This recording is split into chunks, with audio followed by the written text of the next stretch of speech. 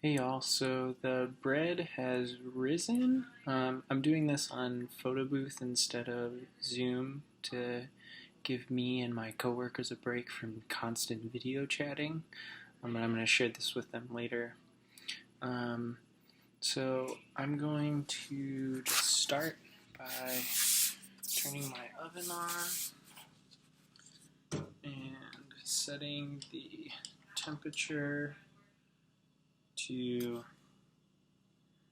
500 degrees. You can see that. And then, just like last time, I'm gonna wash my hands. So let's wash our hands. Here's my sink again. I'm gonna tie my hair back to you.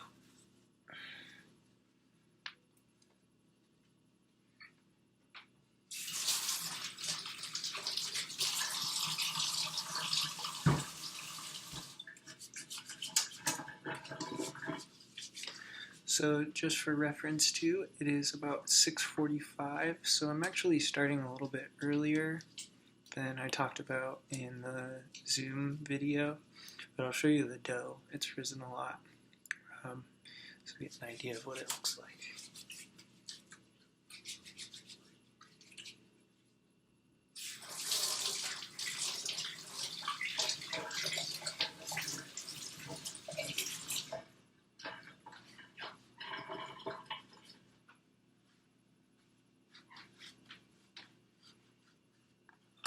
Okay, so let's look at the dough.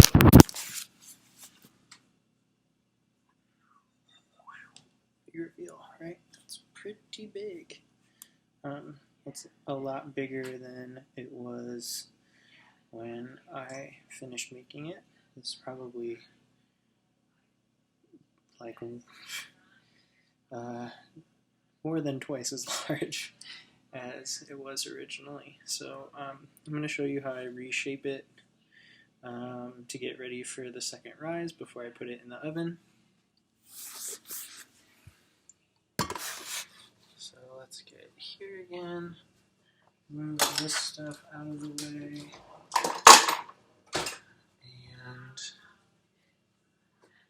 And I've got my dough. Oh, the other thing that I'm going to do before I start too is just wipe down my counter again to make sure that it's still nice and clean.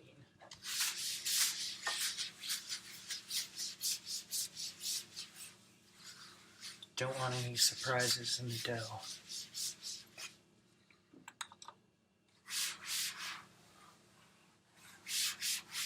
Okay, so we're nice and clean now. You can see already how it's kind of deflated. Let's see if we can kind of adjust this a little bit more. Alright, so you can see how it's kind of deflated.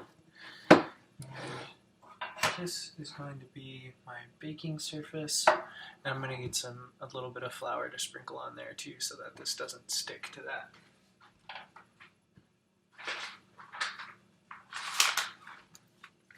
Okay, so here we go. So I'm taking it out of the bowl. You can see it's like super stretchy, nice and elastic. And I'm going to do basically the same thing that I showed you earlier, of kind of like folding the dough in on itself. And it's going to quickly lose a lot of that elasticity and become kind of a lot tighter, but it's still going to be just fine for its second rise. And I'll cut back in an hour again after it's risen. So we've got our ball shape again, and this is a good time too to kind of like shape the dough how you want it to be shaped when you get the final loaf from the oven. So I'm going to sprinkle flour on this, and I can shape it on here. I like it to be a little bit long.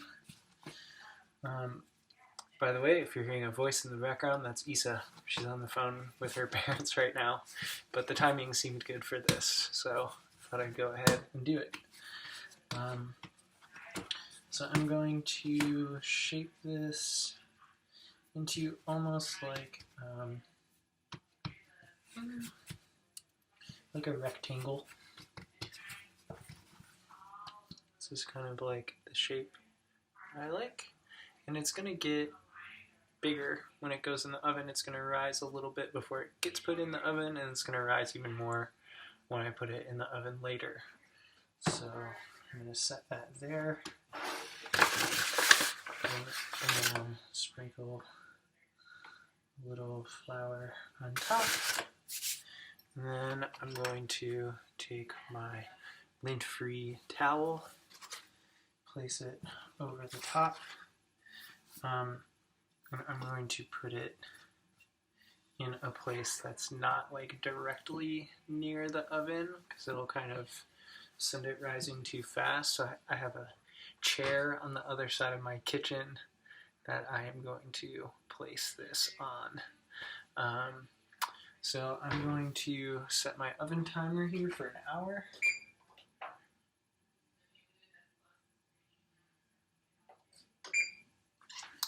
And then in an hour, might even be 45 minutes, the oven will be plenty hot.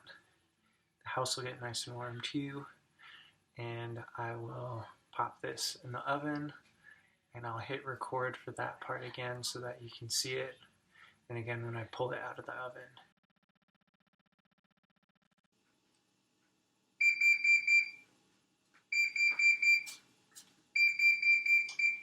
Alright, well, I guess it's time to put the bread in the oven.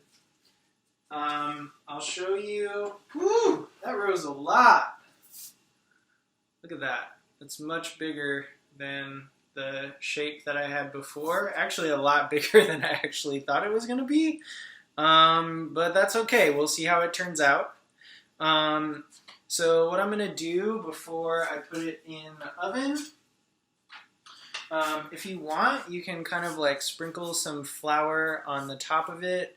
But what I'm going to do, I have a really sharp ceramic knife here. It doesn't matter if it's ceramic, but it should be nice and sharp to cut nice and clean through your bread. The stool is shaking because my cat is rubbing her face on the leg of the stool right now. So I'm going to just make 3 slices in here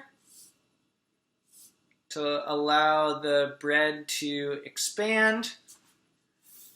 And then I also have some water ready, like I talked about before, which I will splash in the oven to make the bread nice and crusty. So I'm going to open up the oven, pull out the rack, pop my loaf in, and splash some water in there, and then close it up. I'm going to set my timer for 13 minutes at 500 degrees.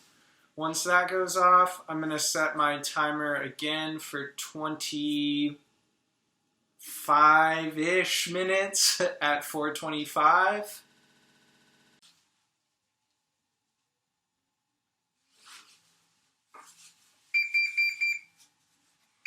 Alright, our timer's gone off. I'm going to adjust our temperature again to be 425. Okay, and then adjust the timer to be 27. And that should be plenty of time for our bread to bake. I will, after it's done, I'll pop it out of the oven and show you what it looks like. Okay, so our timer is done, and I'm going to pull the bread out of the oven. we'll see if it's actually finished baking. I've got this wire cooling rack. If you don't have a cooling rack, that's fine. You can put it on any surface to let it cool down. Going to open it up and look at this gigantic loaf of bread. This is huge. The color looks really good. It's golden brown, a little bit darker on the top. You can see what I talked about earlier with it kind of like rupturing in spots, even though I made those cuts in it. I'm going to put this down for a second. Close the oven. We'll try and do that tap test. That does sound hollow. I think that's done. And it looks done. So, Julia, this guy is coming to you. And that's it. So one thing that I forgot to mention at the end of the video, because I was excited about the loaf of bread being done, is that it's on a cooling rack. You want to let the bread cool before you cut it open and eat it, right?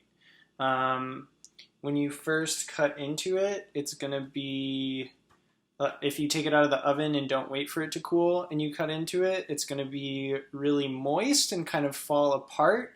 It can be really tempting to do this, but the bread really, in my opinion, is at its best when it has some time to cool and sort of like constitute its structure a little bit more.